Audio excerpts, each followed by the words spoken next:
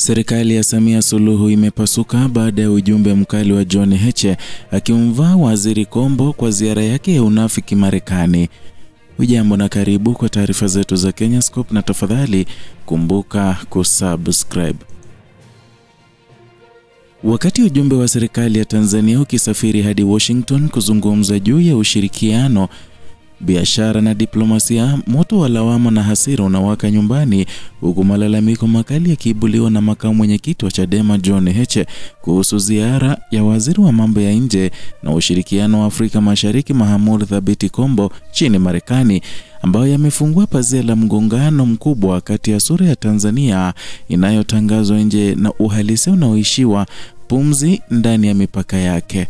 Katika kauli yake kupitia mitandao ya kijamii, John Heche aliweka bayana hoja nzito kwamba viongozi wanavuka bahari kwa hadhi ya taifa, wakati huo wakifumbia macho mateso, ukandamizaji na kufungwa kwa uhuru wa raia wao. Na hii si hoja ya mtu binafsi, ni kilio kinachoakisi maumivu ya mfumo ambao ni mzima wa kisiasa unaotafuta uhalali wa kimataifa huku ukipoteza nyumbani. Na kwenye ujumbe wake kwenye mitandao hiyo ya kijamii, John Heche alisema kuwa hawa watu wanajitambua kweli. Juzi waliuliza watu who are you, leo wamekutana nao. Msemaji wa hiyo serikali la dhalimu anashangilia hadharani, shame on you. Kwa hiyo umeenda kwa hao mnaita mabeberu mliosema wanawaonea wivu kupiga magoti na kusema ulimi uliteleza, au umeenda kusema nini? Je, mmewaambia nini kuhusu kuua watu na kupora uchaguzi kwa mtutu wa bunduki? Yaani mnafurahia na kusambaza picha za watu mliosema ni mabeberu. Ujumbe wa kejeli wake John Heche akimvaa vikali Waziri Kombo na vile serikali ya Tanzania ambayo inaongozwa na rais dhalimu, rais batili Samia Suluhu. Ziara ya Waziri Kombo ilijikita katika mazungumzo na Brian Mast, mbunge wa chama cha Republican kutoka Florida na mwenyekiti wa kamati ya mambo ya nje na bunge la wawakilishi la Marekani.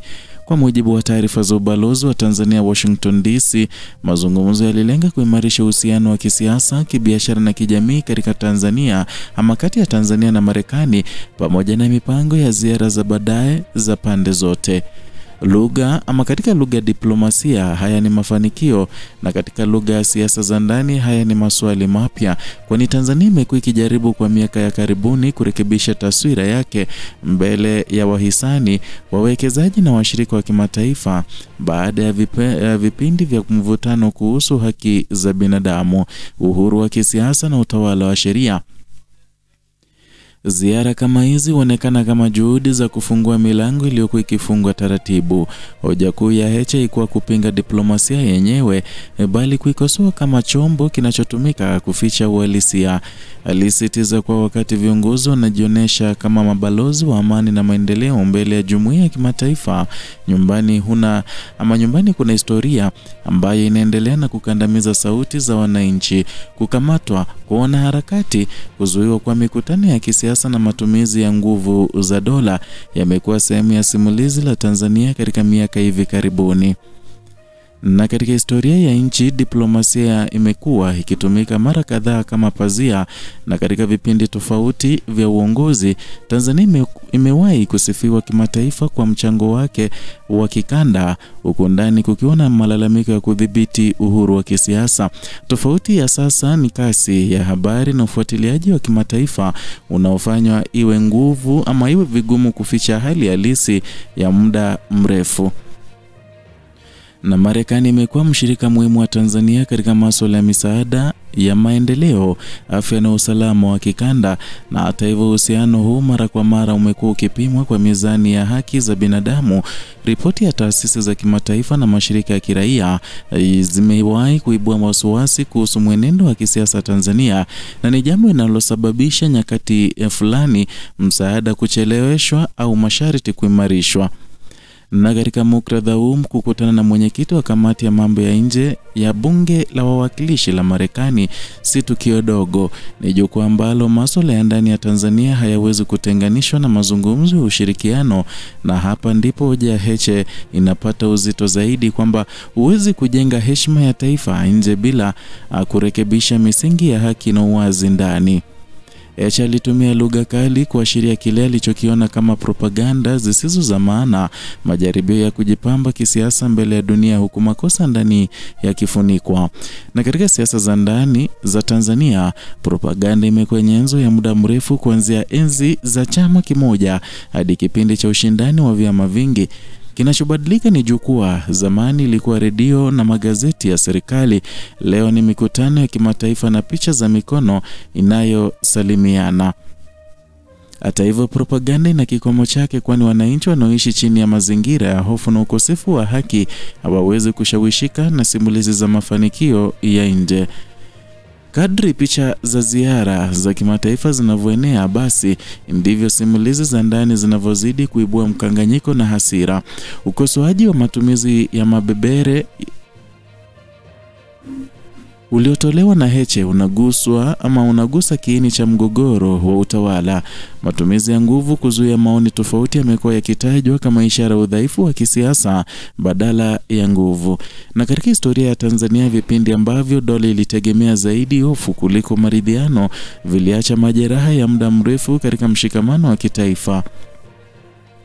Na badala ya kujenga mazingira mazungumzo, basi serikali imeonekana mara nyingi kuchagua njia ya mkato ya kukandamiza, na hii ni athari si tu kwa haki za raia bali pia kwa uhalali wa diplomasia yake. Mataifa yanayoheshimu haki za binadamu hutazama kwa makini mwenendo wa ndani kabla ya kusaini ushirikiano wa kina. Ziara ya Waziri Kombo nchini Marekani pamoja na mwaliko wa kufanya ziara rasmi mapema mwaka ujao inaonyesha kuwa milango ya diplomasia bado iko wazi,